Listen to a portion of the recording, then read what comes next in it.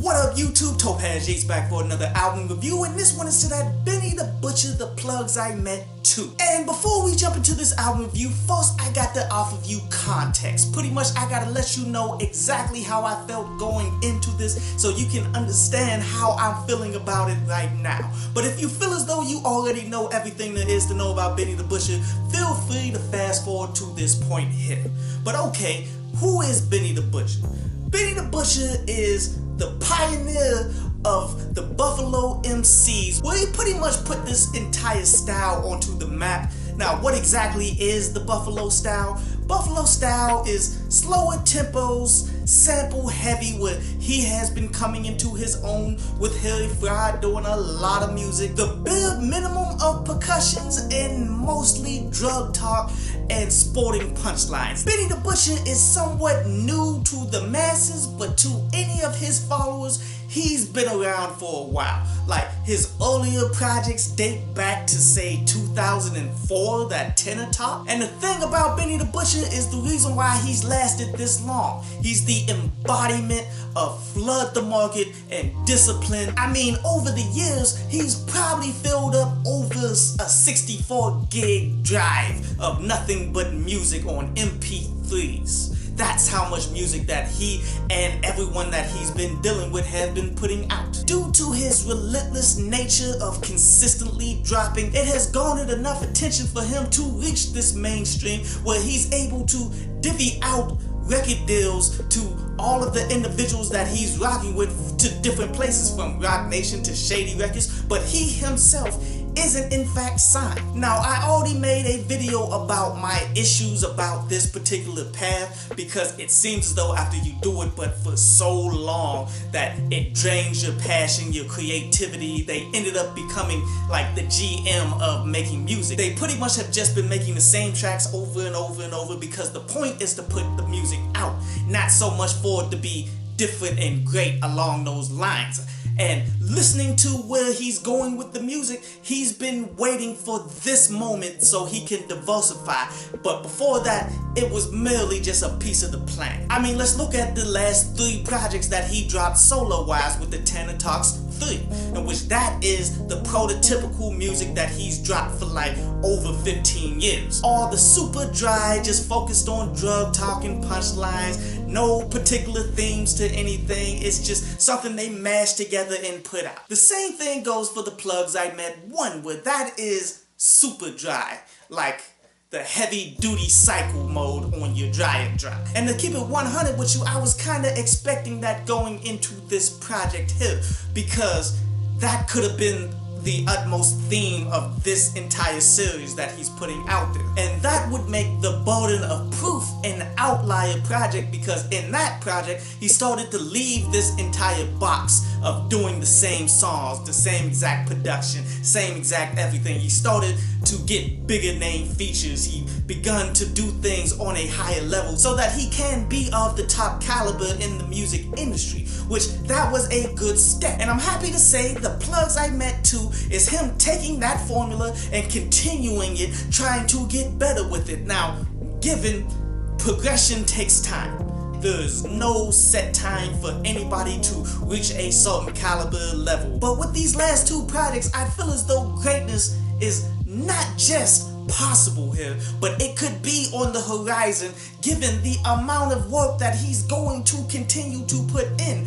But now it seems as though he's putting more focus on his creativity and getting better production and trying to do things slightly different. Now, there's a bunch of other things that he can work on in terms of his format of how he's putting his songs together, in terms of adding things like bridges, everything that, you know, songs are composed of, that he can make and diversify all of his skills. But since he's trying to put in the effort to step up, I think that is nothing but a matter of time before he addresses these issues. So yes, I did enjoy this project, but am I saying that it was overall amazing? No. Am I saying that any of these songs have made my playlist?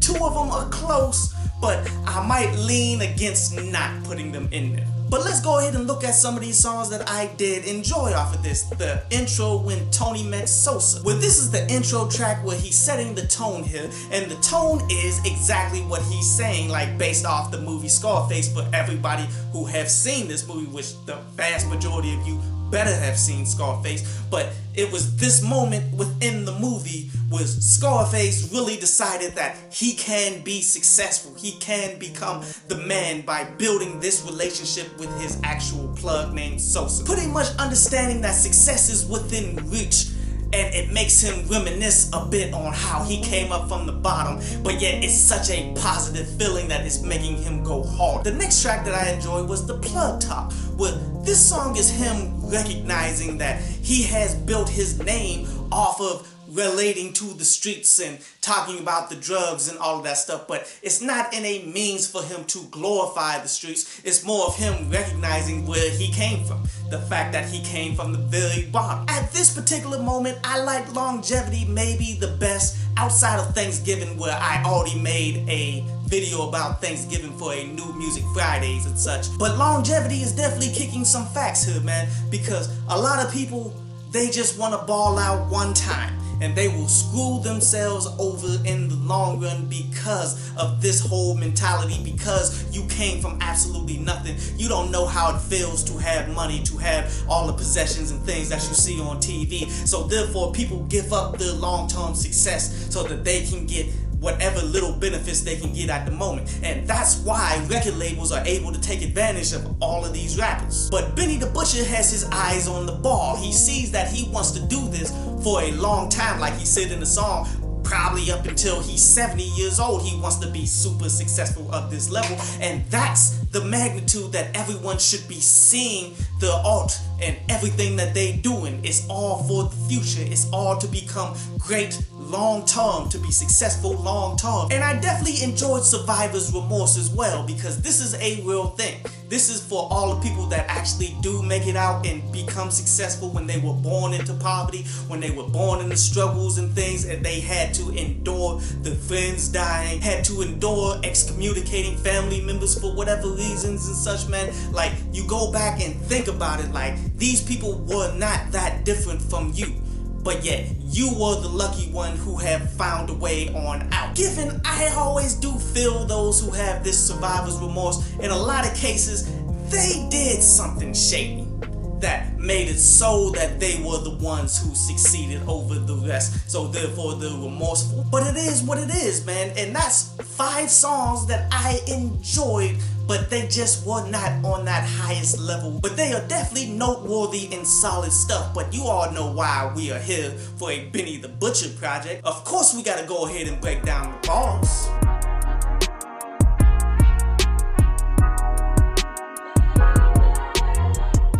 So given that these individuals within Griselda has been flooding the market for so long, and I have done some reviews for these individuals before in the past, I've already touched on this. Not so much for Benny the Butcher in particularly, but this entire unit are all pretty much E and J. What do we mean by this? He's not smooth, he's not super polished at all, he's super raw talent. He will hit you with some potency that'll put a bone in your chest that you will not ever forget. It is definitely an acquired taste, but clearly there are a lot of people out there who have acquired this taste over the years and will continue to push it forward. But I will say, as he continues to age, he will continue to get better. But let's go ahead and look at some of these notable bars. How he said, "My heroes are in sweatsuits and New Balances."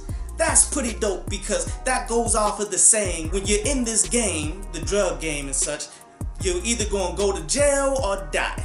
And he's pretty much describing where all of the people who did the drug game well, what they're wearing at this point if they're in jail, and that's sweatsuits and New Balances in federal prison. How he says, "You hear the pot scraping, I only hear music." That's pretty much him showing his experience with the Pyrex pot, making drugs, and also saying that, okay, people are annoyed by that sound, but when I hear that sound, that means I'm about to make some money, so I'm actually enjoying enjoying it as I go. And another bar I wanted to speak on, which was more knowledge than a actual hot punchline, but I enjoyed this knowledge. How he said the ones who want the most favors are the ones who ain't never give you ish. And that is completely real. People will always see you come up and see your success and always want something, always want a favor, but yet they never looked out for you when you were down. Instead of giving these people anything, man, you should honestly help them with the grind, show them how to get it, give them the knowledge to make it happen, and see if they do it.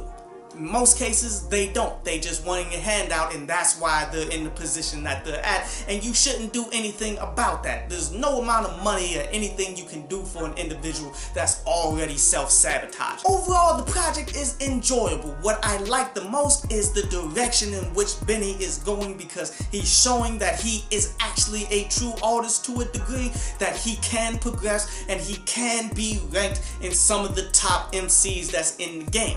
He just needs more time. And that's ultimately what frustrates me, because he's been doing this for so long, but yet he took that whole approach of, I'm not going to be creative, I'm not going to try to do anything new, unique, and different, that it ultimately crippled him. Like, if he went full force on every level instead of just mass producing the same songs, then he would have been ready by now. But as he said on one of my more favorite songs, he's in it for the longevity. Hopefully he's not playing himself out in his 15 minutes of shine right now, which that is definitely something that could be happening. I'll give this joint, man, a solid 6. One you should definitely go ahead and peep out, but not anything you should consistently keep, but use it as hope that we're going to get some really good stuff.